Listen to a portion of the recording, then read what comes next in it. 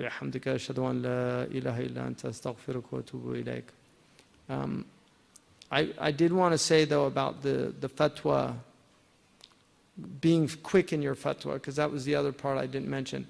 The early ulama were very, very wary of being quick in fatwa. They took their time with fatwa. They never gave a fatwa quickly.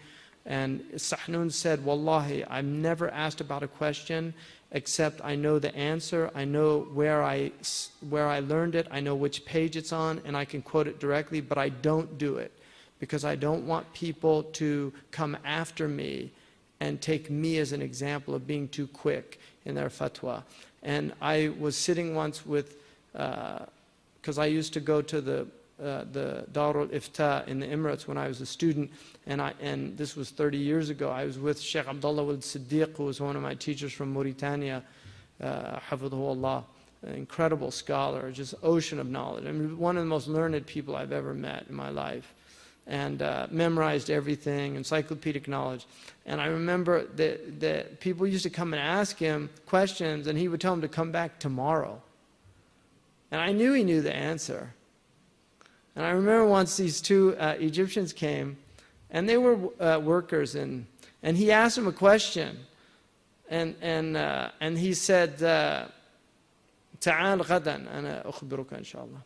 And this guy turned to me and he said, "Da bi'arf haga?" You know, like, does he know anything? I said, "Hada bahr." It's the ocean. But they're so used to the ulama giving quick answers that they assume that if you don't have it right on the top of your head, you're not an alim. But the Mauritanians are very, if you ask them a fatwa, Imam Malik, in Maliki fiqh, the fatwa is called nazila, which means musiba. It means calamity. We call it nawazil. In the Maliki tradition, fatwas are called nawazil. Nazila is a calamity.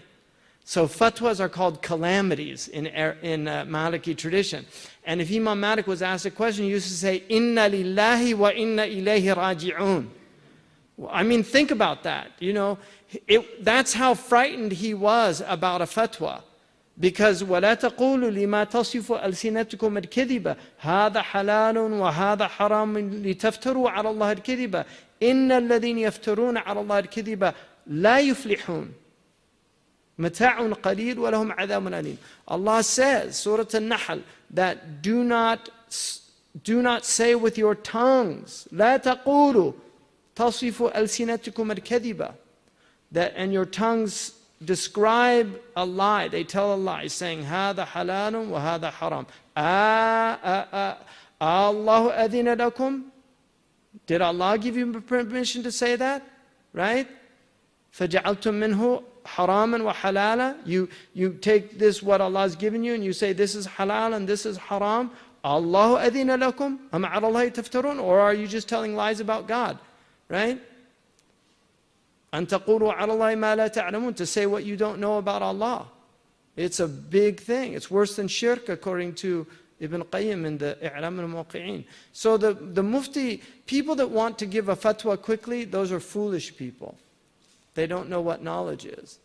And they should be really careful about fatwa, because you're basically saying, this is what I think. And there's different types of fatwa. You know, there's the fatwa of a madhab, you can give that easily if you know it. So Shaykh Abdullah bin Bayya has fatwa alif, fatwa ba, and fatwa jim.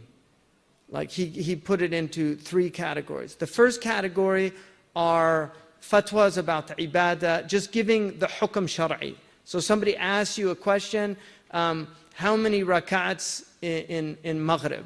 You say there's 3. So you're giving the hukm shar'i. If you know that, you can give that, and that's not a problem. Somebody says, I broke my fast in Ramadan by mistake. I drank water. What do? It's a hukm shar'i, right? In the Maliki madhab, you still do the imsak, but you have to do qada, right?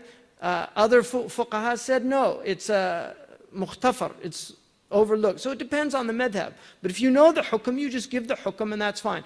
And then you move into what the second category, which he says are the fatawa that only the fuqaha know, the mutafaqihun. So the person who's mutafaqih, he knows some of the ahkam, he studied some of the abwab, he can give what he knows. But in the second category, those fallen into ahwar al-shakhsiyya, what in modern parlance, what ahkam al-nikah, what talaq, the rules of marriage, buying and selling, can I get a mortgage or can I get a mortgage? This second category is for the fuqaha. And then the third category are those things that affect the community as a whole, not the individual. And he says those you need majami' fiqhiyya. You need groups of fuqaha to determine those. You should not have individuals giving fatwas that affect nations anymore. So you shouldn't have an individual like a mufti of a country and he's giving a fatwa that's going to affect everybody. Because the problems are much more, they're much larger than they were in the past. Anyway, that's his position. It makes sense to me. Jazakumullah khairan wa assalamu alaikum.